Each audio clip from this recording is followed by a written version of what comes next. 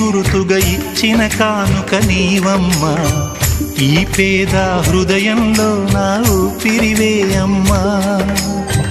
నాకున్న వెలుగుల మేడ చలువల నీడా నీవమ్మా.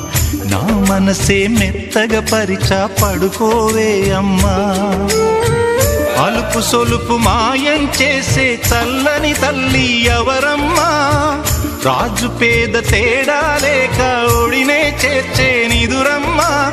ఊహలలోని లోకంలో ఊయల వంటి కునుకులలో నువ్వు హాయిగా తీయగా అలా తేలిపోమా. జోలాలి జోలాలి జోలాలి